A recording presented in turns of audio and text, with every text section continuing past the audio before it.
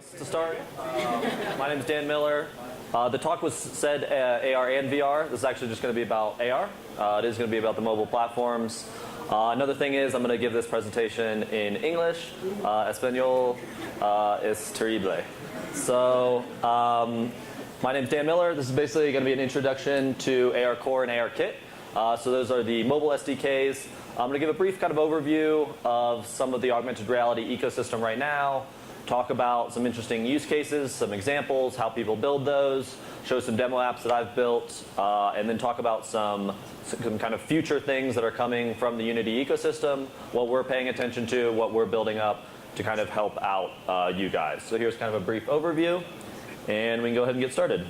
So first I'm just going to talk about, what is augmented reality? So the basic idea is that you have some sort of understanding of your reality or what you're looking at, and then you kind of place a digital object or augment an object into that. And a big idea here is that the better understanding you have of your environment, the better you're going to be able to kind of augment objects. So understanding things like the ground or the surface of your space, things like light estimation, how bright is the scene, and all of these things are going to kind of come together to create these AR experiences. So the current AR landscape, I've kind of separated it here into two different categories. On the left, we have head-mounted displays, and so these are kind of units that you put and wear on your head. And right now, we have the Microsoft Hololens. That's kind of a complete standalone one. It's similar to mobile hardware, and it kind of basically projects holograms in front of your face on a kind of a translucent screen, so you can see the world.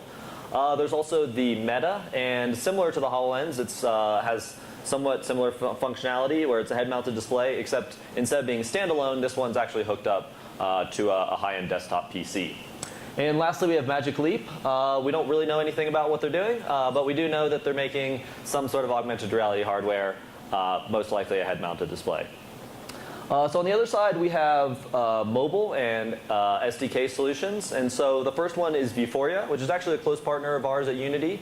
And a big part of Vuforia is it started out kind of recognizing QR codes or trackers or markers. And then it's now evolved where you can basically put any sort of image or object that you want to recognize inside your application, and then it actually goes ahead and tracks that. So if I had an image like a Unity logo or something, Vuforia would be able to recognize that, augment objects on top of it, and then track it as I moved it around.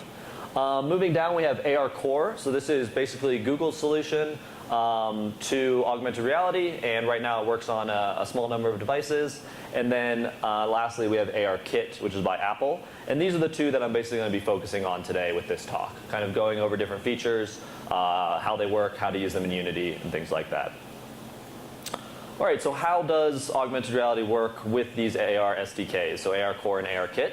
So a big part of it is something called visual inertial odometry. And the basic idea here is that each of these phones or devices has certain sensors in them, like a gyroscope and accelerometer. And that allows it to understand its orientation as well as some movement that's happening. So a combination of these sensor data with a computer vision that's happening with the camera on the phone is basically how it starts to build up and understand the world and move throughout it. So what's happening is that these sensors are outputting a lot of data. The camera is looking at an image and then starts to understand certain movements and things that are happening in the world using kind of computer vision and locking onto these objects called feature points. And so with feature points, what ends up happening with these SDKs is that they start to make things called kind of AR anchors. And there's a little bit different terminology depending on which kit you're using, but the idea is the same. And the idea is that you're basically going around the world and it's understanding kind of interesting just any sort of things in the world. So if I'm looking at maybe a white wall right here, there's not going to be really any feature points, and it's going to be hard for the device to understand where it's at and how I'm moving it. But as I'm looking out kind of into the audience here, or even looking at this podium with edges and certain interesting features going on here, what it's going to do is start to kind of understand those points and then place these AR anchors relative to those. And then inside your application, if you're familiar with Unity, it kind of acts as like a parent object. And what you end up doing is placing a lot of these augmented objects relative to that anchor, kind of as a child there. All right, so the basic core features of these SDKs are kind of 3 or 4 main things. So one of them is plane finding, and that's basically the idea of kind of understanding flat surfaces. And right now it's only supported with horizontal planes, and I'll go into a little bit more detail with these here in a moment. Hit testing, so that's basically kind of casting a ray from your device into the world and then using these feature points to then place objects and understand its relative depth. And then light estimation. So I'm going to talk a lot about kind of how you build up and create good augmented reality applications. And a big part of that is understanding the world and being able to kind of estimate and adjust the lighting of your digital objects relative to the real world. And the last one that I don't have on here is actually motion tracking. So as it starts to build up this world with that visual inertial odometry, you can basically move around in the space and you can place objects through there and kind of walk throughout it. So you can, place an object over here, walk away, and then kind of look around and come back from there. So just kind of motion tracking. So with plane finding, both of the SDKs actually do it a little bit different, but the general idea is the same. And what it's doing is it's taking relative feature points and then understanding them at the same kind of horizontal level, and then it's spawning these planes. And so on the upper one here, you can see this is kind of the example for ARKit from Apple. And this is just the visual representation that we have of the rendering of the plane, that kind of blue outline. And on the bottom is actually Google's kind of plane representation. And they do things a little bit differently in that it's more building up a mesh over time. So when you first find your first plane, it's going to kind of go and collectively, and you can see it kind of snapping there on the GIF there. And one thing to note as well with ARKit, it does kind of build it up, but it actually spawns kind of separate planes around, and then it'll do some automatic merging when it realizes that 2 planes are kind of the same depth there. So the next thing is hit testing. So basically, this is the idea of getting feature points and kind of understanding how the world works, or kind of different interesting parts of the world. And again, they do them a little bit differently. The nice thing with ARKit is that it's actually just a scriptable particle system. So it's just placing all these little yellow dots just from a particle system prefab. So if you wanted to kind of swap that out, maybe do something interesting with like a Unity logo or any sort of art you could add as you're starting to understand this world. And then ARCore actually does it with a special shader where it's going around and placing some GL points here. But you can see the kind of blue dots there in the bottom. And I'll talk a little bit about what these are good for, and kind of the hit testing basically creates the planes, but sometimes you don't necessarily need a full plane to start kind of working and creating your application. Things like maybe a measuring application, if I wanted to kind of measure how high or tall this podium is, then I wouldn't necessarily want to wait for a plane to be formed up here, a plane to be formed down there. I can instead just use a feature point to like kind of understand this corner and then start measuring from there.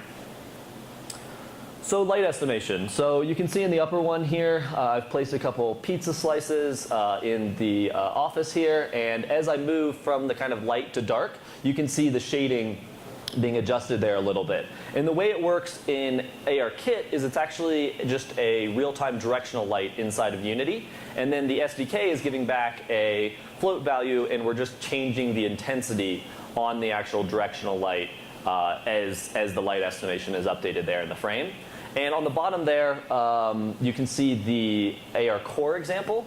And it's actually a little bit different in that what it does is actually adjust a shader value. So it kind of goes through and adjusts all your elements based on the light estimation. And then the last thing I want to note is that ARKit also has a ambient temperature value. So if you're in maybe like a desert or something, it'll be giving off like an orange glow. And then you can change the color of your directional light from that as well. And then the last thing I want to say with ARCore is that the SDK does ship with the shaders that allow for the light estimation, and so you can kind of use those on your own objects there as well. All right, so now I'm just going to go over some kind of tips and considerations, some things to think about when you're developing these applications. So the first thing is tracking states. So both of the SDKs actually have callbacks for this that you can access through Unity. And basically what this can do is this allows you to kind of convey to the user what's going on or how things are working. And so it's a good idea to maybe have some sort of representation of these. So ARKit has things like insufficient features. So again, if I was kind of looking at this white wall, I wouldn't be able to place any objects or find any planes because there's not enough feature points for me to start understanding the world. The other one is things like excessive motion as well, because of the IMU data is just going to be too noisy for the, as well as the camera there is going to be too shaky for the computer vision. And so just kind of understanding and adding these to your application is always a good idea. The other thing I mentioned earlier, kind of using feature points before planes. You don't necessarily always need the full plane to be spawned, and you might not even need to look or have plane finding on at all. And so these SDKs, basically the idea inside Unity is that you start an AR session. So you could potentially have an application that just has one AR part to it. But when you start this session, you kind of tell the session what sort of features you want to access from that. And you can restart the session in the application as well as kind of turn off things like plane finding and stuff like that. Because these are fairly intensive processes, the phones can get hot, it can drain the battery really quickly, and so potentially you would kind of want to limit what features you really need. So the other thing is adding shadows. So basically the ARKit SDK, and I'll note that there's nothing specific to kind of Apple ecosystem with this SDK, but it has a prefab for basically a shadow plane. So it's a special shader that allows shadows to be cast on transparent geometry. And what happens is you can basically just child this under any of your objects that you kind of put in the world. And then you can see there that you can actually get fully accurate kind of representations of shadows. And this kind of goes back with light estimation and things like that, almost everything in the real world has shadows unless you're in some sort of photograph booth or something. So really adding shadows and kind of adding these to your object really helps sell the idea of it in the world. The other thing to note is using real world size. So basically when you're creating applications, Unity has this 1 unit, 1 meter idea, and when you're authoring content, a lot of the times, with AR, it's basically, kind of life size. So things, if you create a character and it's 1 meter, then it's going to be 1 meter there in the world. And I will talk about some things that we're working on at Unity that you can get access to relative to scale, but just keep that in mind when you're developing content. It's often things can be really large or potentially, too big or too small there. The next thing is to just think about object interaction. So Apple has kind of a UX documentation where it's kind of describing best practices and things to consider when interacting with objects in kind of the augmented world. And a lot of them are things like, at the end of the day, these are still mobile devices. You're still going to be tapping, you're still going to be doing swipes, pinches, things like that. And so considering when you're like moving objects around, if I was maybe doing like a swipe gesture, it wouldn't really make sense to kind of move an object down in the wide depth. And so they're talking about when you're moving objects in AR on these planes, keep them kind of relative in the X and Z there when just kind of moving them around. All right, so this is basically, this is just kind of a general workflow tip, and this is being expanded a lot in 2017.3 and with some of the work that we're doing at Unity. But basically right now in ARKit, we have that idea of this ARKit remote. And what it allows you to do is hook up your iPad or iDevice and then drive the editor through a kind of connected device via kind of USB. And what this will allow you to do is iterate a lot quicker. You can get back data in the editor. You can check the states of objects similar to how you do normal debugging in Unity. But just kind of driven through an AR camera that's looking at the real world there. And something to note is ARKit has been backported to 5.6, so it works on 5.6 and above. But this kind of remote feature is usually helpful with the 2017.1. The console window has a little connected player drop down there, so it's a little bit easier in the newer versions. All right, so now I'm just going to talk about some interesting examples, some things I've seen. These are all applications made with Unity and are now using ARCore and ARKit. And then I'll kind of show some demos. So Pokemon Go, when it first started out, it was kind of using its own sort of AR understanding, trying to place objects there in the world.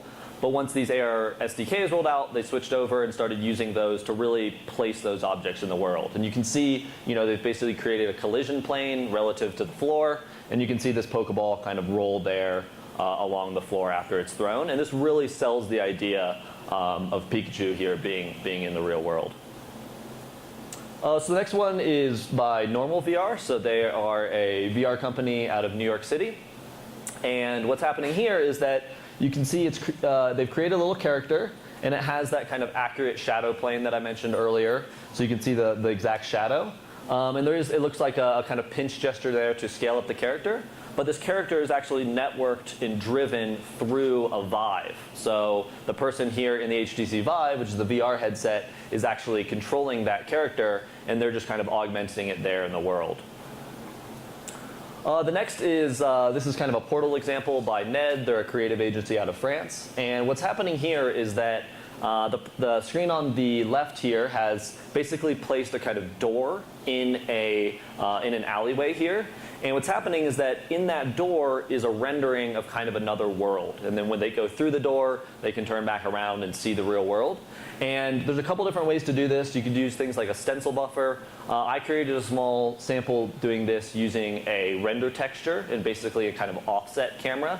So the idea is you have your normal AR camera with your device here that lives around the origin. You have 3D geometry like this jungle environment or something else that's kind of offset, maybe like 100 units over in the X direction. And then what you have is you have another camera that's actually mirroring what your original camera is doing. And that's how you're seeing here when they're kind of going around from the left and right, that the angle that they're looking at with the perspective is actually mirrored there. So you have another camera that's offset, rendering to a render texture, and then you're using that render texture kind of inside the door or portal. And so you have this kind of emulated movement through there. The other one is just by John Sietsma. So he's an evangelist for us based out of Australia. And what's happening here is that he's actually created a reflection map based on what is being rendered here in the camera. So you can see this little robot that as it walks by this person here wearing red, it is actually shaded with kind of red on its side there. And so what he's doing here is he's basically taking what's happening in the current frame there, kind of duplicating it around into a reflection cube map, and then wrapping that around a sphere, and then using that kind of as a reflective texture there on the actual object itself. And so I've seen this a bit with doing things like rendering of cars and things like that, where there is some metallic and some shininess there, and having that real world actually affect the augmented object really goes far to kind of sell this object here being placed in the world here. And I want to make a small note as well, is that this is freely available. If you search his name on GitHub, he has a project open, and it works with both ARCore and ARKit. So I highly recommend checking this out if you have any kind of reflective materials in your project. All right, so now I'm going to do some demos here. This is going to kind of switch over to my phone here, so we're going to hope that it works. So let's see here. Last time it took a moment to... There we go. Perfect. Okay. Oh, there we go. All right. So what's happening here is this is ARKit, ARCore, and so you can see that it's basically building up the plane here as I'm kind of moving around, and you can see some of the feature points, and you can see yourself as well. And so what I'm going to do here is I'm going to place a little character here, and you can see that I've basically placed him relative to the ground, and so he's kind of hanging out there. You can see as I kind of move around, and if I tap on him here, let's see, he gets kind of excited, and then he walks over to me. And so you can see, again, there is some shading going on. It's a little bit tough to tell with kind of this dark environment. He's kind of hanging out there. Maybe I can take like an audience picture here. There we go. I think I got it. But you can see, basically what I'm doing is I'm actually using the camera and the device as a tracked object in the world. And so as I move over here, you can see he's actually moving his head to look at me. And so this is just like any 3D object in the environment. I'm just using some kind of basic look at script to control the head bone there in his rig. And as I'm moving, you can see him kind of look up and look down there. And so that's another kind of good and interesting thing to basically use the camera in your application so that you can kind of enhance it a little bit. So the other one I have here, right here. So this is going to be something I'm talking about here in a moment. But basically, so let me look around. So this is actually using the AR interface that we're building. So this is a kind of cross-platform interface that we're building at Unity that allows you to develop for one project, and then depending on what platform you're developing for, as in Android or iOS, it'll use the associated backend SDK. And one of the really important things to note here is that I can actually scale this content up and down. You can see I'm doing a little slider here.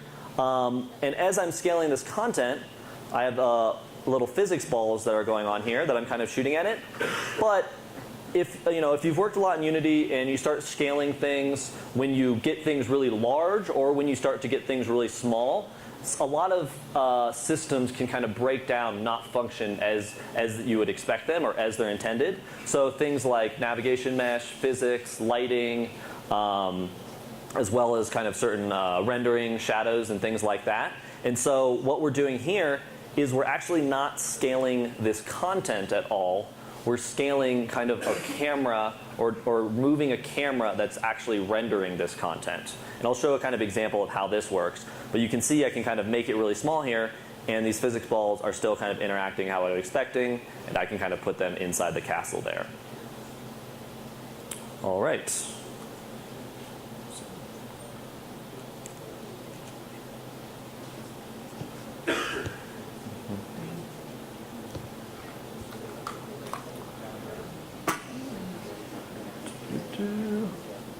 Take a moment here. All right, cool. So those are the demos. So now I'm just going to talk about kind of looking into the future and some of the things that I just showed with that application there. So I mentioned it, but basically Unity is developing something that we're calling AR interface. And the idea is that you have one Unity project, you're building up your kind of AR application, and similarly when you develop for mobile, so things like Android and iOS, you're not looking for those native callbacks. When I touch the device on an Android phone, I'm not specifically calling the Java code that is on the back end. Instead, I'm just in Unity land, I'm kind of just calling input.touch. And so what we're trying to do is a similar thing to that, where you have one AR project. If you deploy it to iOS, it's going to link in the ARKit SDK. If you deploy it to Android, it's going to link in the ARCore SDK. And so if you notice that these applications actually have basically the same functionality. It can find planes, it can do light estimation, it can do hit testing and things like that. And so because these are so similar, that's why we can start building up this interface here. So it looks like there we go. So again, this is available on GitHub as well. It's super experimental, like literally came out a few weeks ago. But there is some cool tooling and things that you can start working with and in it. And so this is what I showed in my example here. It's this idea of AR scale. So again, you don't necessarily want to really just scale content down, but a lot of times in augmented reality, you actually want this maybe like diorama or this smaller kind of content that maybe fits on your table or fits on a desk or something like that. And so what's happening here is that we have the content there in the world. We have our tracked AR device and camera. And then the content is actually being rendered by another camera. And as we scale it, what we're actually doing is just pulling that other camera back so that things appear to start to look smaller. And using this, you can actually kind of understand the plane and the size of it that you found, and when you put your content on it, you can kind of automatically put it in there to kind of fit to that rendered scale, so that depending on what plane or where the user's at, you can kind of fit your content to that. The other thing is basically multiplayer. So I get a lot of questions where a lot of people want to have kind of multiplayer AR experiences. And so this was a demo at our Unite Austin. And these are the two developers that work on the ARCore and ARKit SDKs. And what they've done is they've actually networked up both devices, and so it's using this AR interface here, where one's running on an Apple device, one's running on a Android, and through there, they've placed the same content in both of them, and then they're actually controlling the content there through the device. Now, one thing to note is that there is no representation of avatars, and for this specific example, the kind of the plane that they found was the exact same size and the exact same kind of position for the content, and that's how they were able to get kind of similar perspectives there. All right, so that's pretty much it for the talk. Again, my name's Dan Miller. If you guys have any questions about this or any other things related to AR or VR, you can shoot me an email there, just Daniel MI. And that last one's my Twitter handle if you want to follow me on that. So thanks. I think we have some time for questions.